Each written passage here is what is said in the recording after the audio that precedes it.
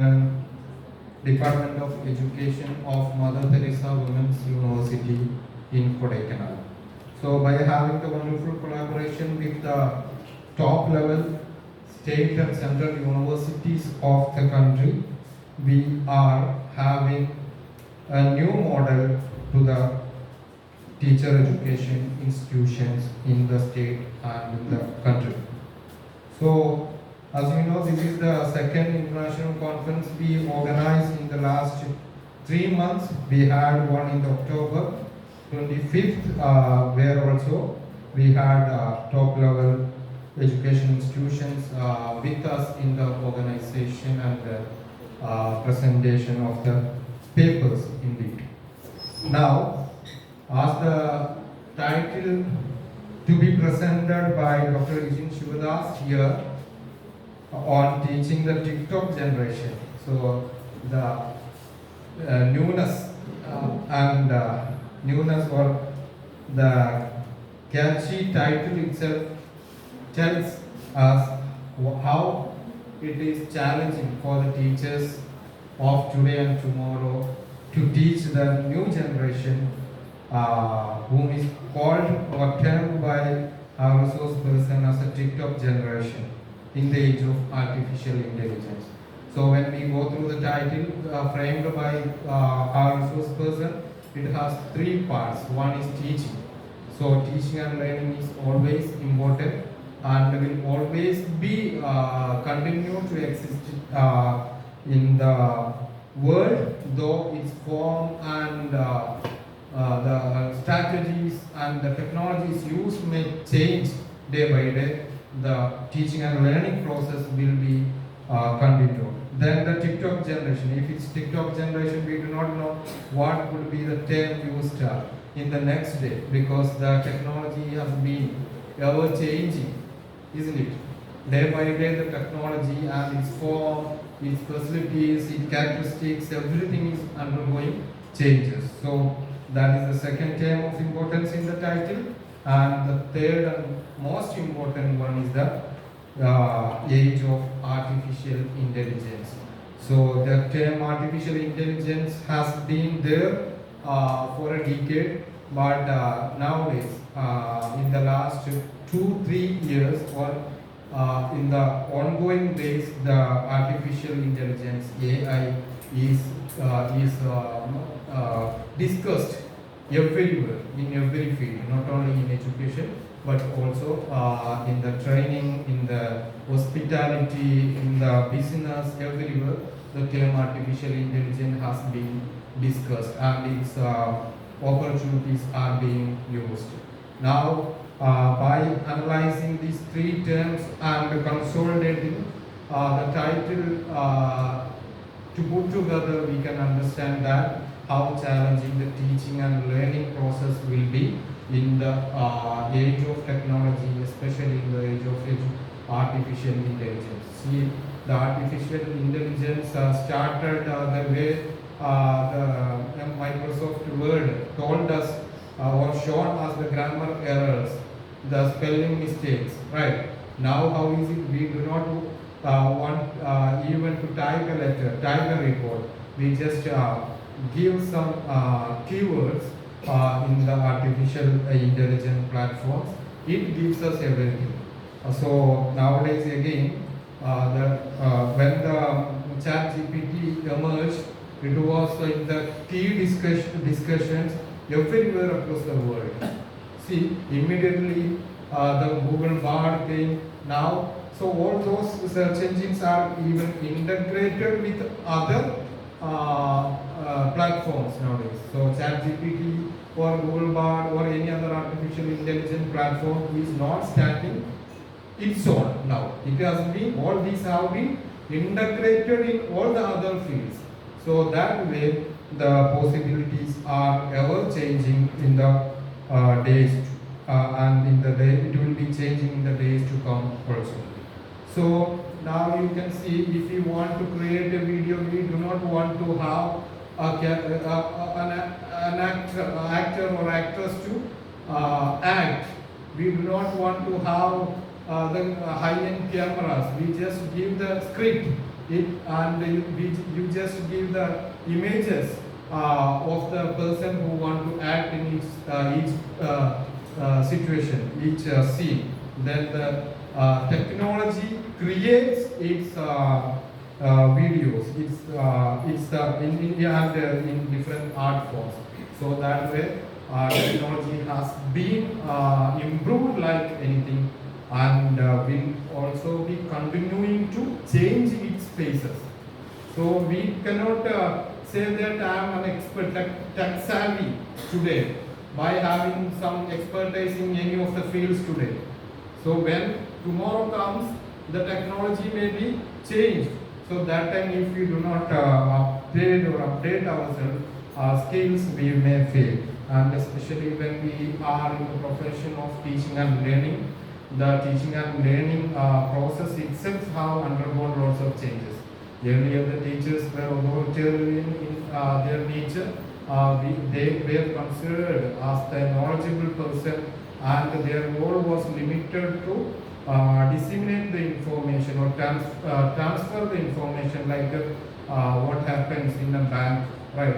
The knowledge wanted to be transferred from the knowledgeable person as a teacher and to the students. But nowadays, the teaching and learning is not at all considered in that way. So we, the teachers, are there to make the students as learners. That's our challenging role of teachers today, right? So it's not easy, because whenever we discuss about the education technology, we discuss two terms. One is digital immigrants, and another one is digital natives. So what is digital immigrants? So I may be termed, or Marsh can be termed as digital immigrant. So when we were children, we did not have the technology in our lab. So otherwise, we were not born to the lab of technology. But nowadays, we wanted to transform ourselves to use the technology to its maximum, to make our processes very productive. But there are the people or the children whom we expect to be there in our classroom are not in the digital immigrants category. They are digital natives. When they are born to the lap of technology. That's why we see a child who is at the age of his first year is easily operating the mobile phone than his mom or dad or siblings. So that way they are responding to the technology, and it changes very fast. So that children have to be there in our classroom. So how challenging it would be if we are a failure in catering the learning to their needs or in their ways of needs. So it would not be easy. Teaching will never be easy unless and until we are ready to upgrade our technological skills and are ready to be the learning promoters by using the technology. So I hope our resource person of the day, Dr. Eugene Sivadas, will communicate to you regarding the various aspects of the teaching, learning, and its opportunities and possibilities in the age of artificial intelligence. So, and I would like to request you all to make this session very interactive, and if we feel that you are making use of the opportunities we provide here, we will be highly motivated to arrange such opportunities again and again. So with this, I conclude my welcome speech, and I welcome all the teachers, students, and the management representatives to the session, to the offline session on the international conference we organized today and tomorrow. And I would also congratulate some of our students, Mr. Shabas, Mrs. Aifuna, Mrs. Fahima, who are presenting their papers today. And I would also congratulate all our teachers who presented their papers in the national seminar which happened to be organized at some college of teacher education last week. So I request everyone of our community to make use of all the opportunities that happens here and in our surroundings. Thank you very much.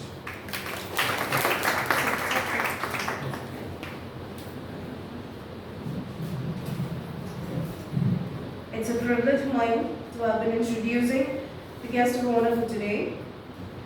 Dr. Eugene Sivadas is the Dean of the Lamb Family of College of Business. He spent 15 years as the faculty of Milgard School of Business at the University of Washington, Tacoma, where he held appointments as Associate Dean of Academic and Student Affairs, Director of the MBA program, Coordinator of the Master's Program in Cybersecurity and Leadership, and Professor of Marketing. He also served on the University of Washington Faculty Senate, on the Executive Council of UW-Tacoma Faculty Assembly, as Chair of the Milgard School's Faculty Council, and as Chair of the UW-Tacoma's Appointment, Promotions and Tenure Committee. He holds a PhD in Marketing from the University of Cincinnati and has a faculty appointments at Rogers Business School, University of Cincinnati and Emerson's College. Professor Sivadas has published in leading marketing journals, including the Journal of Marketing, Journal of Academy of Marketing Science, Marketing Letters, Journal of Business Research, Industrial Marketing Management, etc., and has recently co-authored the 9th edition of the Leading Marketing Channels textbook. His research has been cited more than 5,000 times. And we are extremely honored to have such a personality on board with us today. We welcome you, sir. Thank you.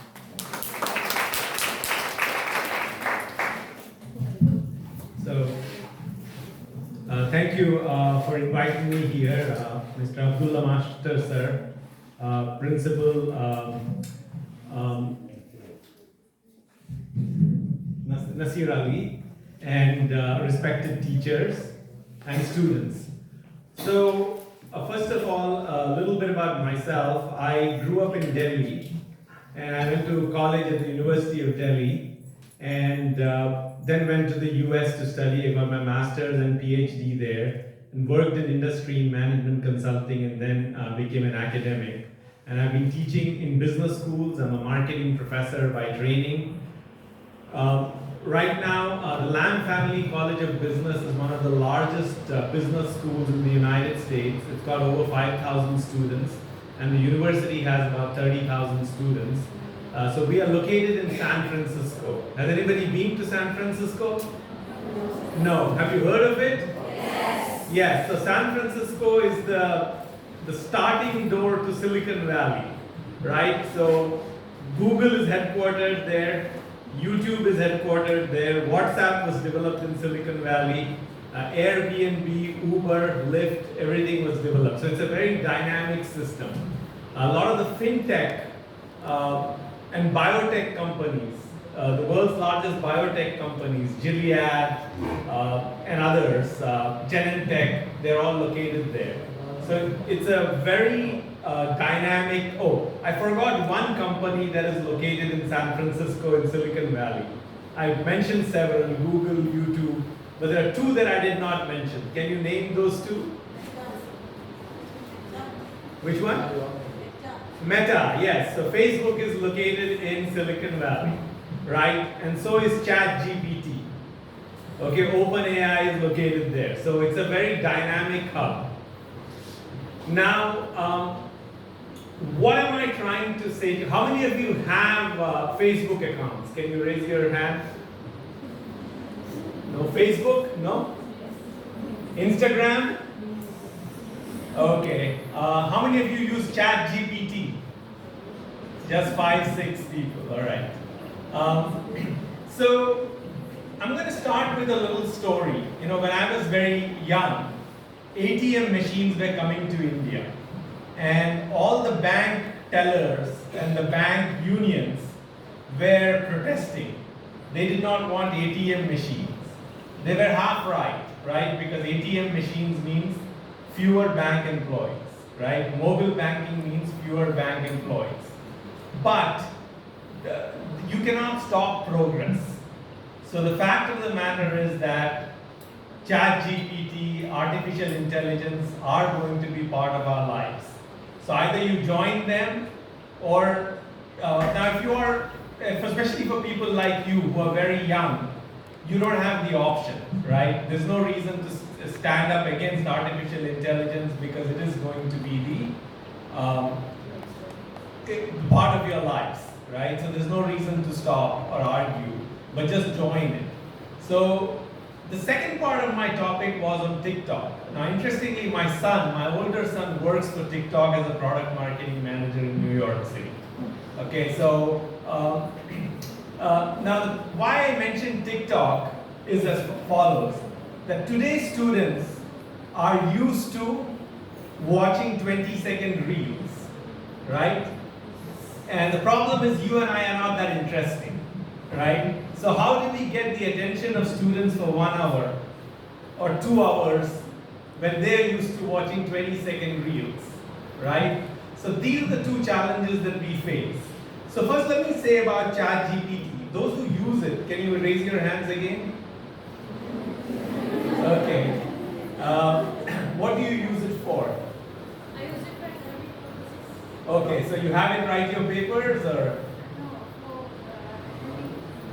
preparing for my seminars.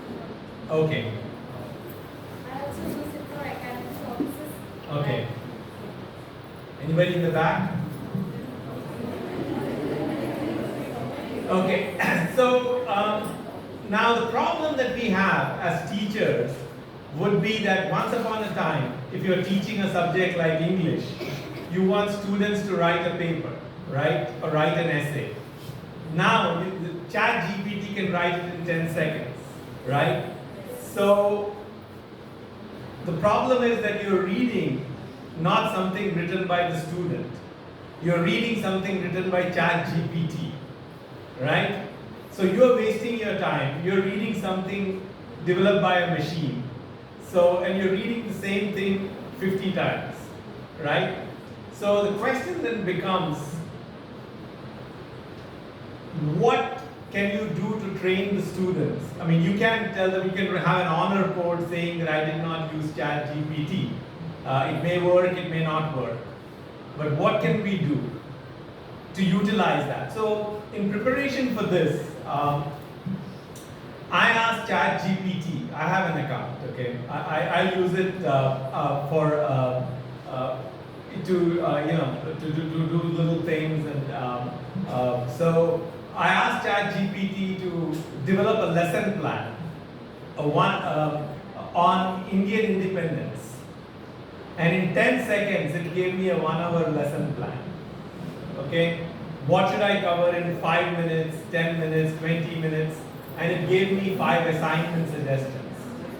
So as future teachers, you should use ChatGPT not to copy it, but to get ideas. Because what are all these language learning models, right? They're just not original. They're just basically copying things from different people.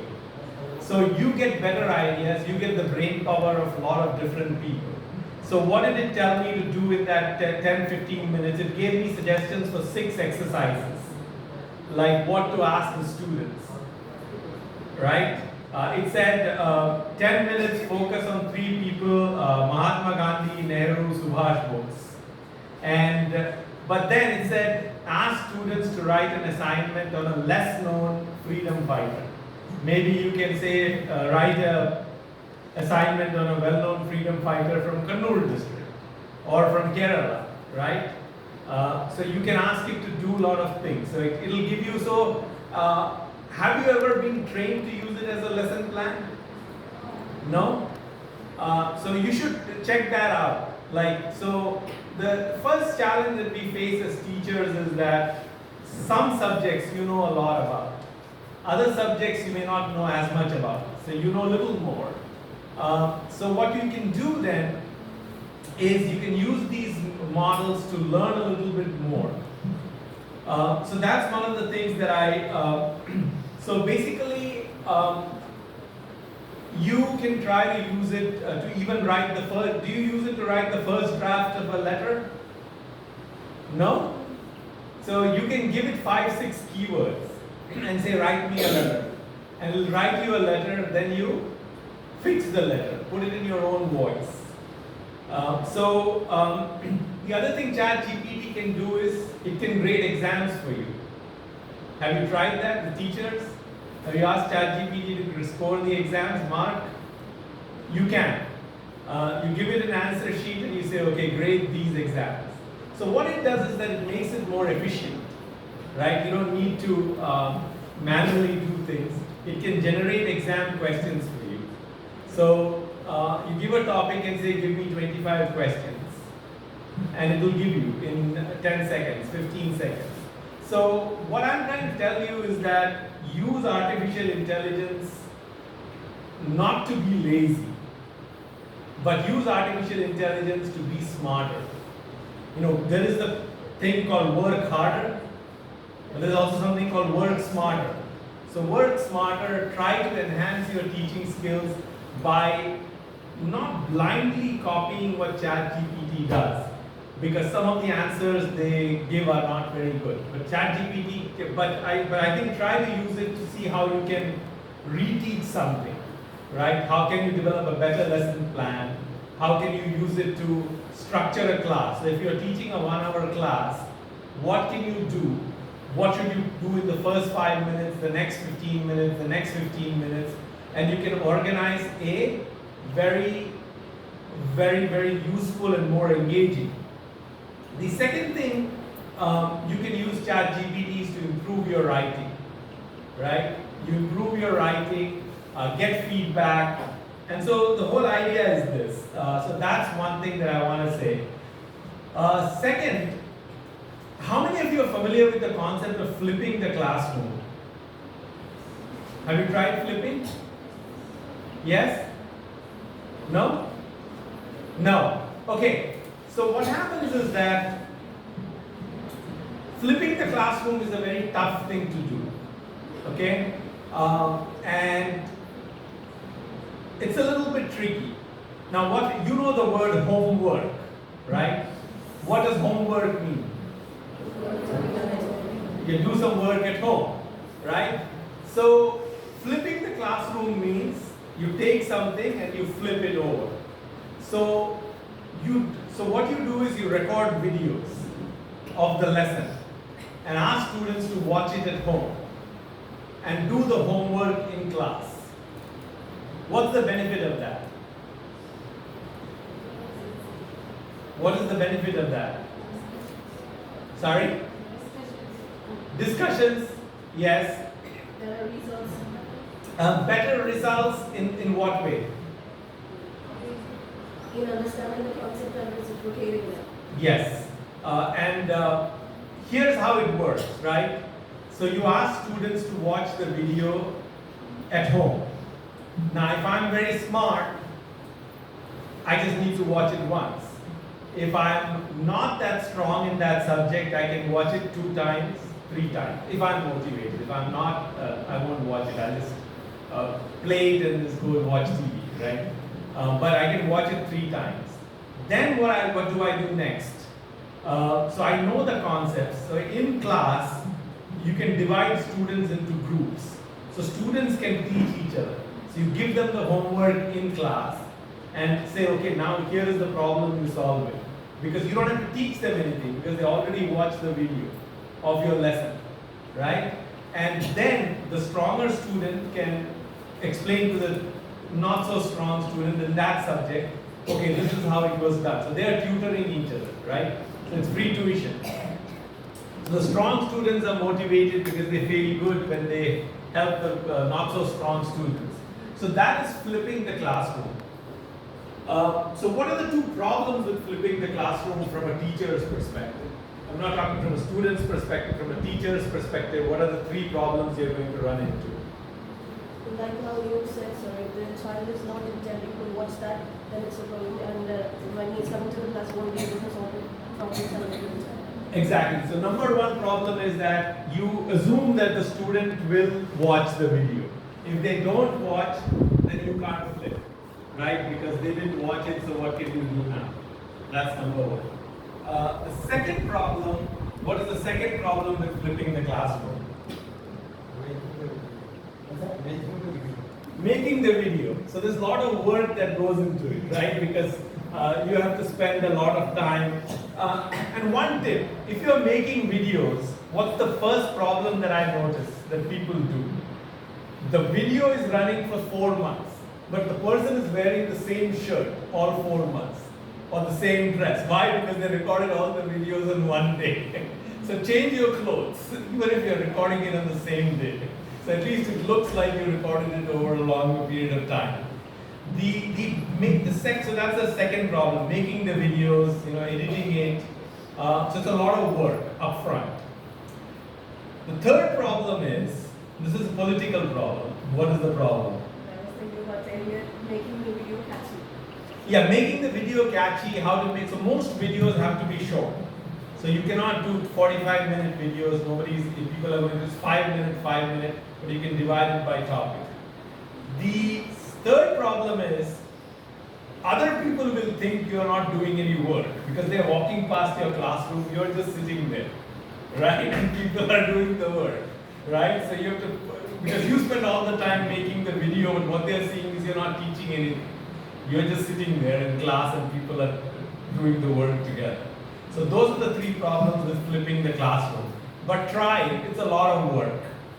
Okay, that is the second thing. With videos, how many of you make instructional videos? Have you been taught to make instructional videos in this college? Yes? Somewhat. Not too much. Yeah, that's fine. But there are all these lecture capture software like Panopto and other things. I don't know if you have access to those, because we don't normally use the phone to do it, because you can run the Panopto, you can run PowerPoint slides on the side. So because you can't just, it's easier to do it with those things. So we use those LMS software, but the main thing is keep it short, 3 minutes, but you can organize it by content. So if you're teaching small children, primary school and so on, then you can make the video for the parents. If they are helping the students with the homework, they can also watch it and refresh, okay, this is what the teacher was trying to teach. So now here, a lot of it is we're talking subjects like mathematics, science, and so on. What about subjects like history, right? Political science. What about those subjects? How would flipping look like for those subjects?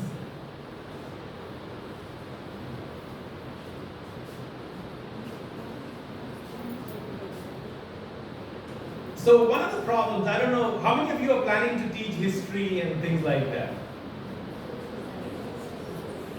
Don't know? Social sciences? Okay, so the main problem when I was growing up, the main problem with social sciences was that I don't know what they were teaching. I mean, they're just reading the book, right? I could have read the book also. I mean, they're just reading the book back to you.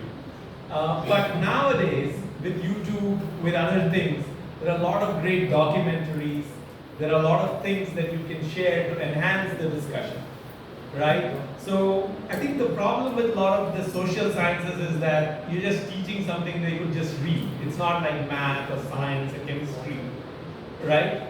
So what you can do there is try to find documentaries on YouTube, or little short things, 3 minutes, 5 minutes. Now the documentary or the talk may be 45 minutes long, and 30 minutes or 40 minutes may not be relevant. So your job is to go through it and say watch from 4.30 to 7.50, just watch that. And then ask people to write these things.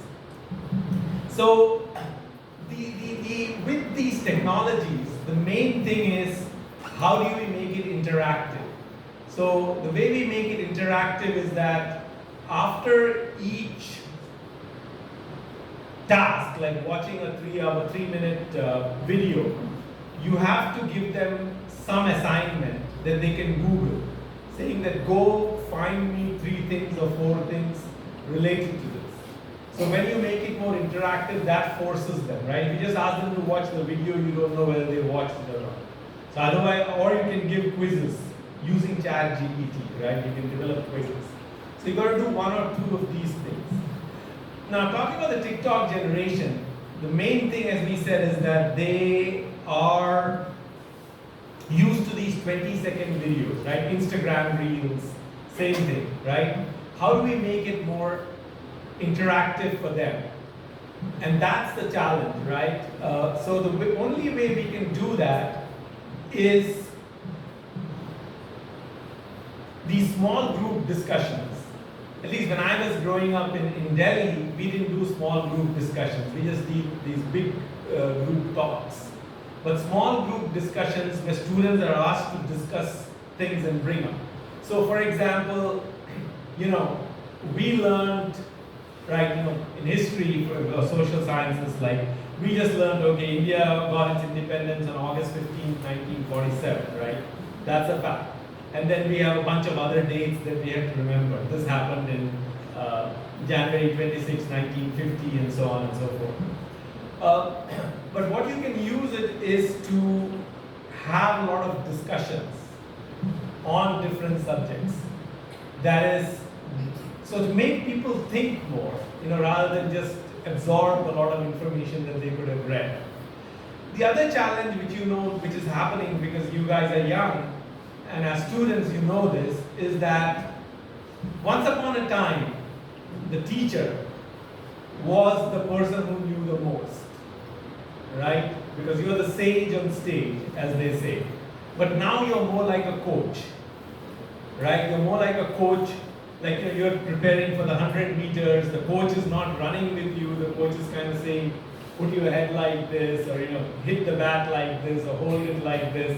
So that model of the coach model, right, is what is different. The other thing that happens is this notion of lifelong learning, right? You now are in the B.Ed program, you finish after 2 years, hopefully you get a nice job, right? After that, you're done, right? The trend is towards lifelong learning, because what we learn now, a lot of it will become outdated. So these technologies do allow for a lot of lifelong learning if you are motivated. So the example that I give in my work from healthcare marketing is as follows. So when you have doctors, right? Doctors obviously know more about the disease than the patient does. Okay, there's no doubt. That's why we go to the doctor, right? But the problem is that a lot of doctors know a lot about the diseases that are very common. So you got a cold, you got some infection, the doctor will know because they see thousands of cases, right? You just have had it once.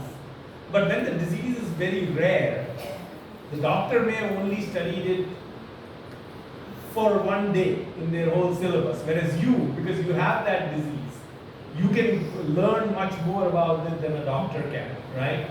So in that same spirit, if you can learn more about the subject that you're teaching using these technologies, you can be a better teacher. So if you can keep that up, trying to expand, so whatever subject you're teaching, whether it's math, science, social science, language, you can always improve by using these technologies. So those are some of the things that, the final thing I want to leave you with, and I'd be happy to take questions, is this notion in the United States, one of the biggest things now is what we call our equity gaps. And the question is that we are asked to analyze for every class, why are so many people failing, right? So if a lot of people fail a class, the benchmark we use is 15%. So if more than 15% people fail a class, the class is flat, right? You can't do anything about it so that's the first thing. So the question then becomes, why are so many people failing your class? So if you ask a teacher, what will they say? Well, you admitted all these people, you tell me why they are failing. I didn't admit them, right? I have to cater to whoever came in, right? But the main challenge is that are we doing things, could we do things differently to get more people to succeed? And that's some of the techniques that we can use to do that. Using artificial intelligence, giving them more engaging exams, giving them more interesting assignments, that can help more people learn, right? So basically the thing is that why do we have exams? Because we want to assess whether people learned anything, right? An exam is only a learning assessment tool, right? I mean, it has other functions, but primarily it's a learning assessment tool. There's nothing else to an exam, right? So are there alternatives to exams to assess learning? Now, you won't have that much flexibility because you have a syllabus to follow, right? But in universities, you have a lot more flexibility with those things. That is, can you find alternate ways to assess learning outside of exams? Homework, practical assignments. So there's a lot of emphasis on experiential learning, as we call it. That is, experiential learning is becoming more and more important rather than using exams to assess learning. So if you're in engineering, right, or in the sciences, you can ask people to, you can give people questions and they can provide answers. Or you can ask them to build something, right? That's also an exam. And so that experiential learning is becoming a bigger part of the curriculum. So my advice to you is use ChatGPT, okay? Not to cheat on your homework, but to see how you can make yourselves more interesting. How you can make it'll help you plan your lesson. That is, this 1 hour I have to cover this topic, which is the best way to cover it. Make it more interesting for the students. So that's one thing. The other thing that we look at is you have to be ready that in the next 10 years you will find that more and more students are using all these to do their homework. So even the most complicated math problems now, there is a solution in Google somewhere. You give somebody, they just Google it and they write the answer, right? So how do you stop it? Can you stop it? So is there a need to stop it? What's that? Is there a need to stop it? Is there a need to stop it? Probably, well, to the extent that if students are blindly copying things, that means they're not learning, right? They're just copying. So then they may not master the subject. If all they're doing is copying somebody else's work, in this case, Google's work from somewhere, right? So you're not showcasing your own understanding. So simple things you can do, which is a lot more work, is that I can give you the same assignment, but for you the question is 55 times 5, and for you the question is 48 times 6, right? So then basically I'm asking you to multiply two numbers, but the answer, you cannot copy each other's answers, right? But the problem is, how do you avoid, you cannot avoid people Googling answers. You cannot avoid people having ChatGPT write their things. But sir, your idea of flipping the classroom is also. Yes, flipping the classroom can work, and having students do more exercises in class can solve some of the problems. So I want to open up the floor to questions, if that's okay. Thank you.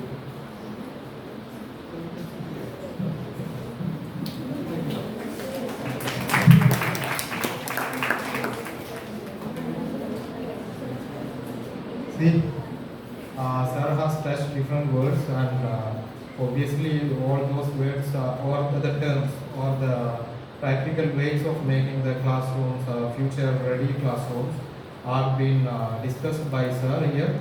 all those terms and concepts were to be discussed in our classrooms otherwise. But now make use of this opportunity to interact with our resource persons and to clarify your queries. And the blended learning, flipped learning, all are the vogue in teaching learning process. So the traditional ways of lecturing are going to be outdated because the lectures can be watched on YouTube and other video repositories by the students anytime. So as sir discussed, the TikTok or the Reels, it has a short span, like 30 seconds videos. How it is all those things are made impact on us. So do you watch a long YouTube vlog now? Nowadays we do not watch, we do not wish to watch, right? So, and whether more viewers come for a short reel or a lengthy video in the social media nowadays. So, for the reels only. So, the content creators are more into making their reels smarter. So, that way we will have to break down our learning modules into short, digestible and interesting modules and organize, as I mentioned, on a learning management system in its sequence with the support of additional assessment strategies. Right. So that way, I hope sir's points are very clear to us. And again, I invite everyone's queries and involvement to this discussion. Thank you. Please come forward. Don't waste time. You can also speak in Malayalam, no problem. Yes.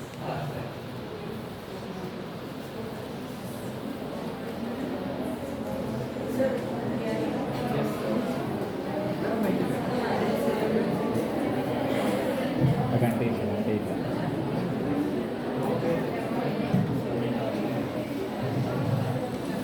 So what I wanted to ask you was, you were talking about providing equity to the children.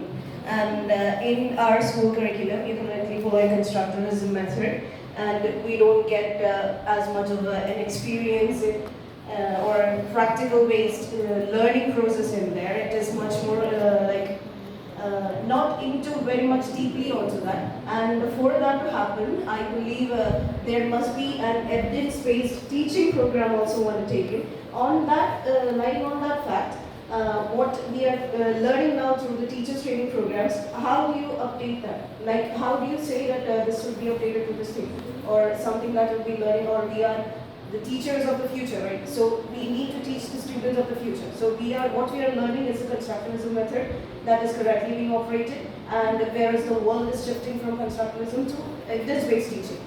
So what's your opinion on that? So that's a very good question.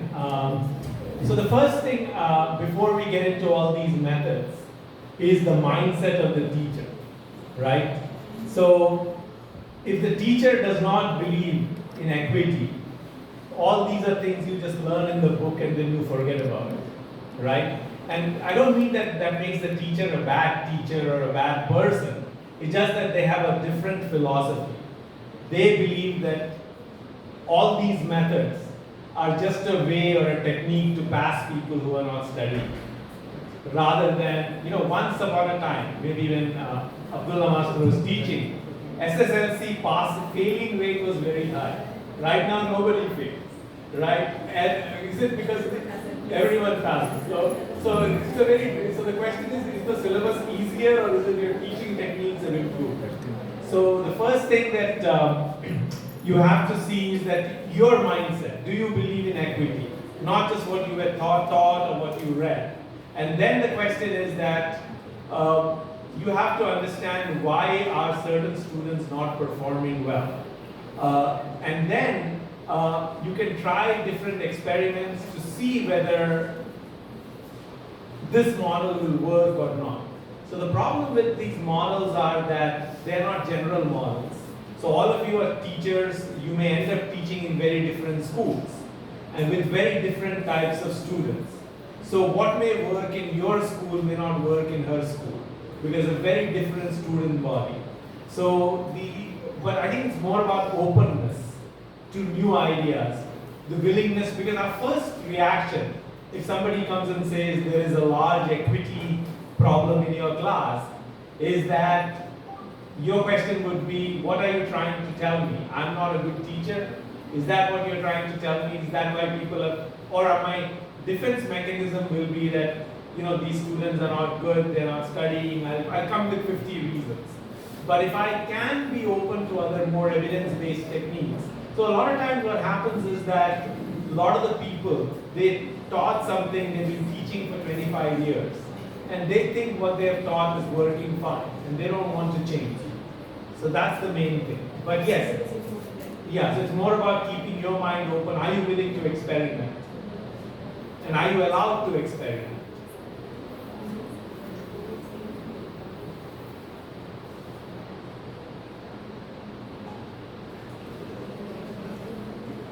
Next. Please come forward. You may have tens of questions, but after sir leaves here, no meaning in asking the questions.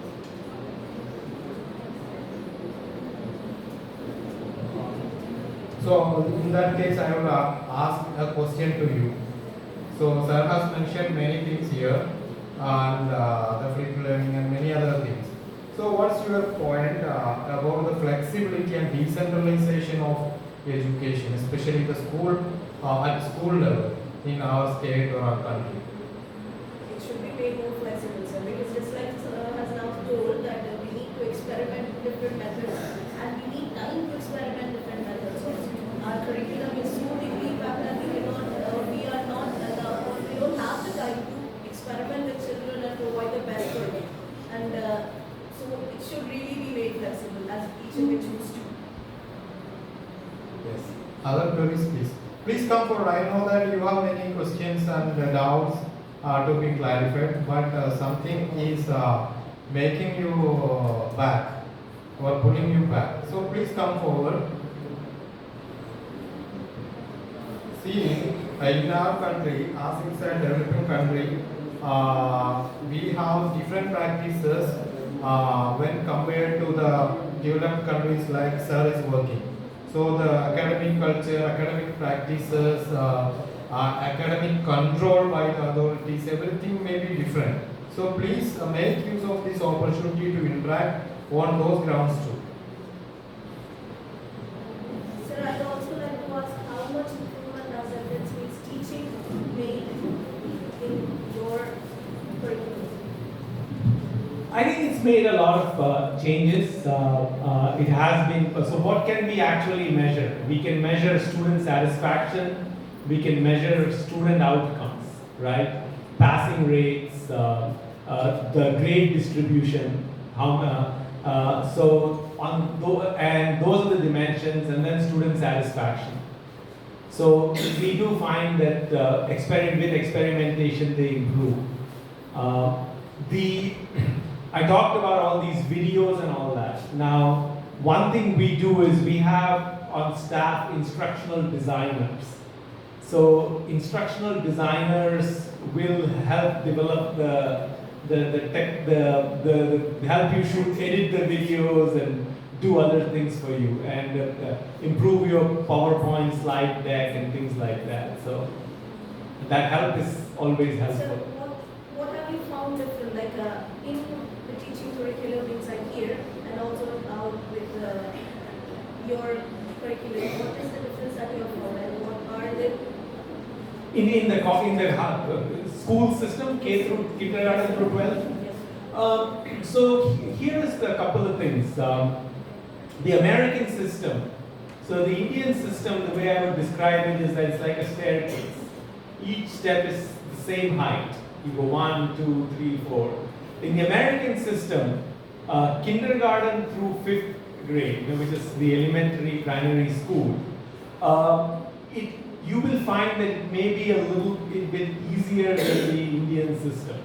A lot of focus is on personality development and other things. You don't learn multiple languages for the most part. They just learn English. In the middle school, 6th, 7th, 8th, there is a big jump. So suddenly, after 5th, 6th becomes much harder. So 6th, 7th, 8th, it's a different model. And in 9 through 12, American model allows a lot of choice. A lot of students can take college classes while they are in high school. They can, so you are able to go much more advanced. So you may be in 9th standard, you can take college level class in the subject you're good in. But you may be taking just the regular, so there's much more flexibility. So here, like in, there's one syllabus, so in 12th standard, this is the math, this is the, there you can do much more advanced stuff if you want to, or you can even go a little bit slower. So the flexibility is there. Sir, talking about flexibility, I know doesn't feel like I'm the only one who's asking. No, that's good. So others also please come forward. Somebody was standing there. Thank you.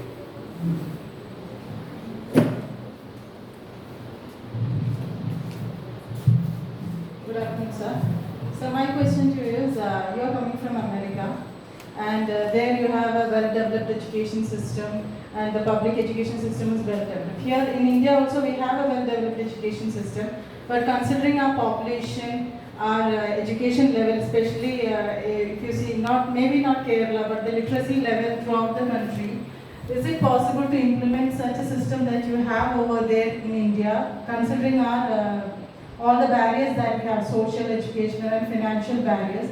Is it possible to, whatever, all the themes you said about the flipped classroom, blended learning, technology-based learning, if we see in many areas, there are still schools without toilet facilities, sanitation facilities, and it is not possible for such schools to think of technology as the primary thing. So again, whatever constructivism we are following, I don't think it is being practical, especially as far as I know. During teaching practice, everyone goes with a lot of teaching aids, lot of charts and things. But do those teachers, when they go as working professionals over there, do they bring those charts or those teaching aids? So do you think it is practical, at least at the present rate of development in India, is it possible to bring that system over here? Thank you. That's a very good question. It depends, right? You can look at it two ways. So, as a marketing professor, I'll give you a marketing example to answer your question. A salesperson goes to a country and says, nobody is wearing shoes here. There is no demand for shoes. Somebody, a marketer, goes to the same place and says, nobody is wearing shoes here. There is a lot of demand for shoes. Which is correct? So to answer your question, it can go both ways. If one of the challenges we have is, in certain parts of the country, you say you don't have electricity, you don't have your one-room schools, all those things, right? But the mobile phone gives them access to the world. So compared to when I was growing up, or when I was small, we didn't have all these technologies, so we were limited. Only way we could learn about the world was through books. But now, somebody in a remote village, as long as they have a small phone, right, they can now access a lot of the latest stuff on YouTube or other places. So on the one hand, it does overcome some of those barriers.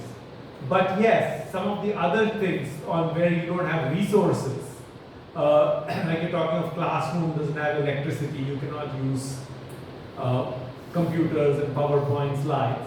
So those challenges will remain. So the hope is, now that Byju's was big hot for a while, now it's down, I think, right? But the edutech models, one of the hopes is that you can bring a lot of the, so for example, you can get lectures from the world, from Nobel laureates, right? You can listen to it on YouTube if you are motivated. So it does offer a lot of opportunities that otherwise wouldn't be there.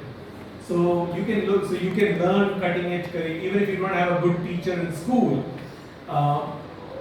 you can learn those things if you are motivated. So there are those benefits, but yes, those challenges remain, and so some of those challenges may not be practical, as you're saying. So the only thing I can say is like this, okay? Um, so you can develop a lot of fancy theories, but all the theories are grounded in a certain context, certain cultural context, certain social context. So, and that's why, for example, sometimes we say in India, we pass certain laws. Nobody follows those laws because the laws are not integrated with the culture necessarily, right?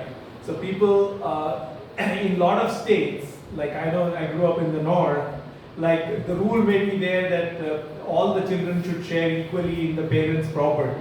But a lot of people don't give their like daughters the proper because the culture is ingrained differently. So those kinds of things happen. So you can pass laws and they may not. They may clash with the culture, so that's there. So you can't do. So think of it positively. So if there is a school which doesn't have electricity, how can you use these technologies? So that's it. So, thank you for the question. Any other?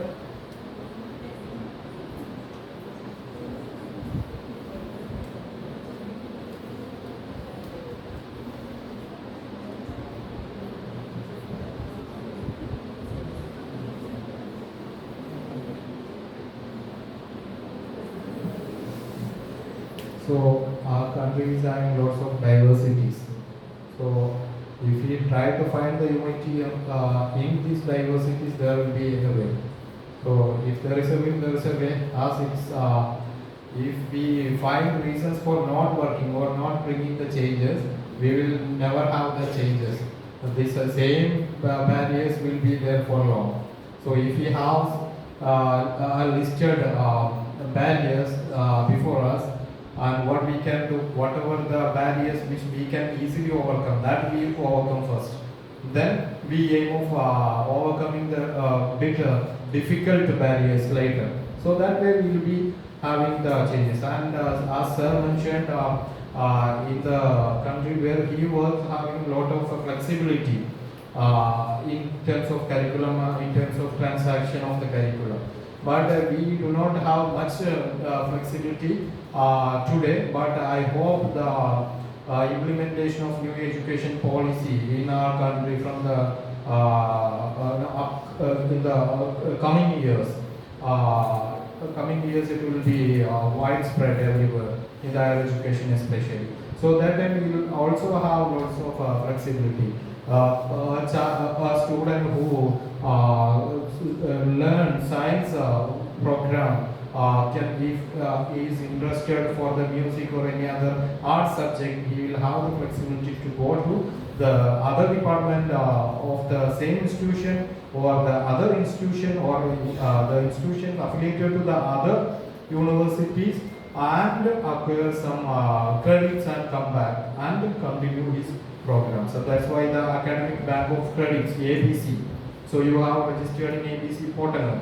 Actually for you that benefit is not coming, but in the years to come, the academic bank of credits will be the place where your degree will be decided. So you can have the credits achieved from different institutions and different disciplines. So and make a degree. So that way we also have lots of opportunities in the years to come. And as far as the teaching professionals are concerned, if we say lots of reasons for not bringing the changes in the classroom, we will continue to be as the outdated teachers or the teachers having no use. Okay, useless.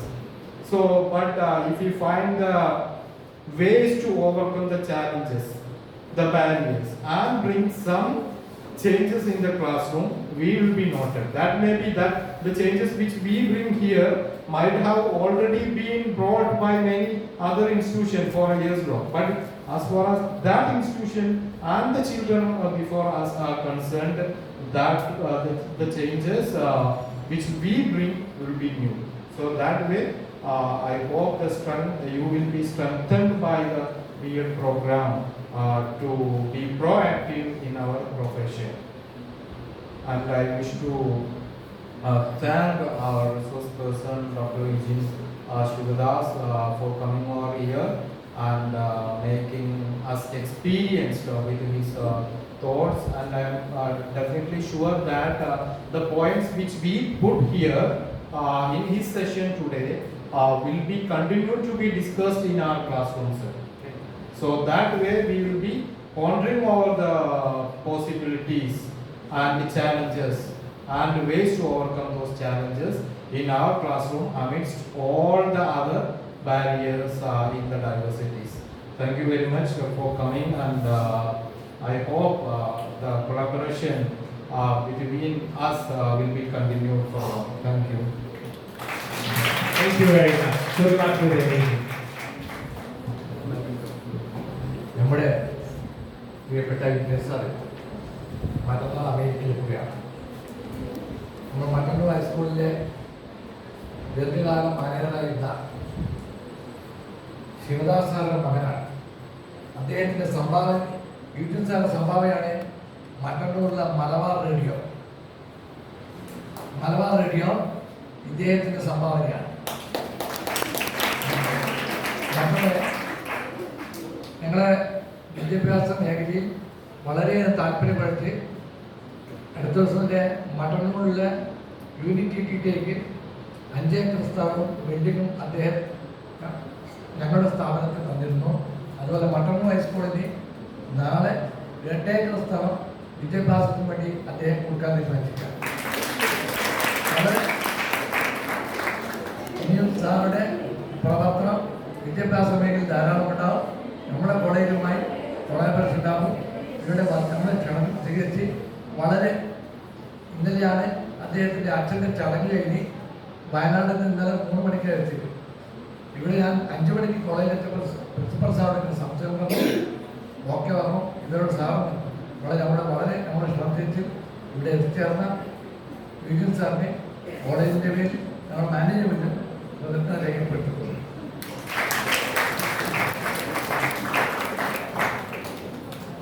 That was a token of love, and we will present a memento on behalf of all our teachers, management committee members, and students. I will show some of the